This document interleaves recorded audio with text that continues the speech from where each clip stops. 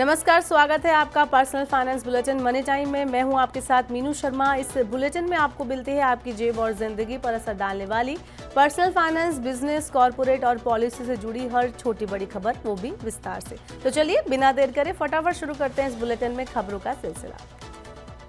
भारतीय युवाओं के बीच म्यूचुअल फंड की एसआईपी लोकप्रिय हो रही है। ऐसा वित्तीय साक्षरता बढ़ने, डिजिटल माध्यम से लेन देन में आसानी और खर्च योग्य आय में बढ़ोतरी के कारण हो रहा है। 1.5 साल पहले कारोबार शुरू करने वाले white oak capital mutual fund के पास 3.33 लाख निवेशक जुड़ गए हैं और कंपनी के पास 8,400 करोड़ रुपए का AUM हो गया है। कंपनी के निवेशकों में युवा भारतीयों की 56% हिस्सेदारी है। भारतीय युवा टेक्नोलॉजी केंद्रित फाइनेंशियल सर्विसेज प्रोवाइडर्स को प्राथमिकता दे रहे हैं। पेटीएम ग्राहकों के लिए अब बड़ी खबर है। आरबीआई ने पेटीएम पेमेंट बैंक को सेवाएं जारी रखने के लिए 15 दिन का अतिरिक्त समय दिया है। इसके तहत किसी भी ग्राहक खाते, प्रीपेड उत्पाद, वॉलेट और फास्टैग में जमा या टॉपअप स्वीकार नहीं करने के आदेश की अंतिम तारीख 15 मार्च तक बढ़ा दी गई है। आरबीआई ने कहा है कि व्यापारियों और ग्राहकों के हित को ध्यान में रखते हुए ये कदम उठाया गया है। रिजर्व बैंक ने इसके पहले 31 जनवरी को पेटीएम पेमेंट बैंक लिमिटेड को किसी भी ग्राहक खाते, प्रीपेड उत्पाद, वॉलेट व फास्टैग में 29 फरवरी के बाद जमा या टॉपअप स्वीकार न करने के निर्देश दिए थे। पेटीएम पेमेंट बैंक पर कार्रवाई के बाद अब आरबीआई की नज़र कई और पेमेंट्स बैंक पर है। फाइनेंशियल इंटेलिजेंस यूनिट ने करीब 50,000 ऐसे खातों का पता लगाया है जिनमें KYC सत्यापन नहीं हुआ है। इन खातों में से 30,000 खाते पेटीएम पेमेंट बैंक के अलावा अन्य पेमेंट बैंक से संबंधित है। इन खातों की जानकारी आरबीआई के पास है और इनकी जांच की जा रही है। बजट एयरलाइंस को अपना ऑपरेशन दिल्ली एयरपोर्ट से शिफ्ट करना पड़ सकता है, क्योंकि दिल्ली एयरपोर्ट चाहता है कि बजट एयरलाइंस अपना संचालन नए बन रहे नोएडा और गाजियाबाद के हिंडन एयरपोर्ट पर शिफ्ट करें। दिल्ली एयरपोर्ट पर बढ़ती भीड़ को कम करने के लिए ये कदम उठाया जा रहा है।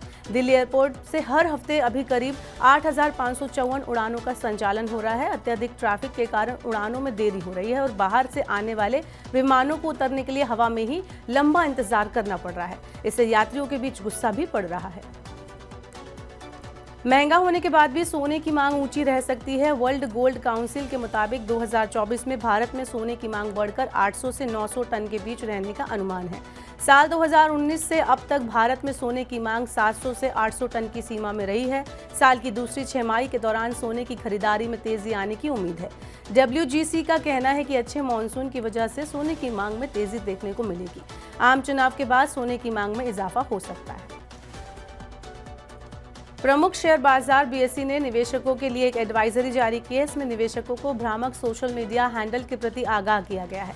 लिंक्डइन, ट्विटर, यूट्यूब, फेसबुक और इंस्टाग्राम जैसे सोशल मीडिया प्लेटफॉर्म पर कुछ अनाधिकृत और नकली सोशल मीडिया हैंडल BSE की आधिकारिक पहचान का उपयोग करके और एक्सचेंज से झूठे दावे करके निवेशकों को गुमराह कर रहे हैं।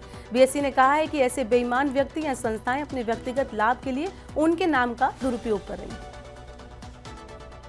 सड़क परिवहन मंत्रालय ने बाइक टैक्सी की कानूनी स्थिति को स्पष्ट कर दिया है। मंत्रालय ने कहा है कि मोटरसाइकिल मोटर वाहन अधिनियम 1988 के तहत कॉन्ट्रैक्ट कैरिज की परिभाषा में आती है। मोटर वाहन अधिनियम के मुताबिक कॉन्ट्रैक्ट कैरिज एक विशिष्ट समझौते के तहत यात्रियों को किराए पर ले जाने वाला वाहन है। मंत्रालय ने यह स्पष्ट किया है कि मोटर वाहन अधिनियम की धारा 2(28) के तहत 25 सीसी से अधिक इंजन क्षमता वाले 4 पहियों से छोटे वाहन भी मोटर वाहनों की परिभाषा में आते हैं। इस लिहाज से मोटरसाइकिल भी अधिनियम की धारा 2(7) के तहत इस दायरे में जाएगी। अब खबर एयरलाइन से जुड़ी हुई। अकासा एयर 28 मार्च से अंतर्राष्ट्रीय परिचालन शुरू करेगी। पहली अंतर्राष्ट्रीय उड़ान मुंबई से दोहा के बीच चलेगी। दूसरी खबर गोफर्स्ट से जुड़ी है। स्पाइसजेट के प्रमुख अजय सिंह ने BGV एयरवेज के साथ मिलकर गोफर्स्ट को खरीदने के लिए बोली लगाई है। गंभीर वित्तीय संकट से गुजर रही गोफर्स्ट ने पिछले साल मई में उड़ानें बंद कर दी थी। इस समय वह दिवाला समाधान प्रक्रिया से गुजर रही है। सरकार ने कंपनी कानून और LLP अधिनियम के तहत फाइलिंग को समयबद्ध और बिना आमने सामने आए पूरा करने के लिए केंद्रीय प्रसंस्करण केंद्र की शुरुआत की है। इससे कारोबारी सुगमता को बढ़ावा मिलेगा। शुरुआत में केंद्रीय प्रसंस्करण केंद्र में कंपनी कानून के तहत 12 फॉर्म और आवेदन प्रोसेस किए जाएंगे। इसके बाद 1 अप्रैल से अन्य फॉर्म और आवेदनों का निपटारा किया जाएगा। परिचालन शुरू होने के बाद अब तक CPC को 4,910 फॉर्म मिले हैं। घरेलू शेयर बाजारों में शुक्रवार को लगातार चौथे दिन तेजी रही। मजबूत वैश्विक संकेतों के बीच एल&टी, इंफोसिस और एम&एम के शेयरों में खरीदारी होने से निवेशक धारणा को समर्थन मिला। बीएसई सेंसेक्स 376 अंक चढ़कर 72,426 अंक पर बंद हुआ। एनएसई निफ्टी भी 130 अंक बढ़कर 22,040 अंक पर बंद हुआ। सेंसेक्स में शामिल विप्रो ने सर्वाधिक 4.79% की बढ़त दर्ज की। एम&एम 3.96% बढ़कर बंद हुआ। और अब चलते चलते देते हैं आपको आईपीओ से जुड़ा अपडेट। आईएलएस हॉस्पिटल्स ब्रांड के तहत अस्पताल चलाने वाली जीपीटी हेल्थकेयर लिमिटेड का आईपीओ 22 फरवरी को खुल रहा है। एंकर निवेशक एक दिन पहले यानी 21 फरवरी को शेयर खरीद के लिए बोली लगा सकेंगे। आईपीओ 26 फरवरी को बंद होगा। आईपीओ में 40 करोड़ रुपए के नए शेयर जारी किए जाएंगे। इसके अलावा 2.6 करोड़ शेयर की बिक्री पेशकश लाई जाएगी।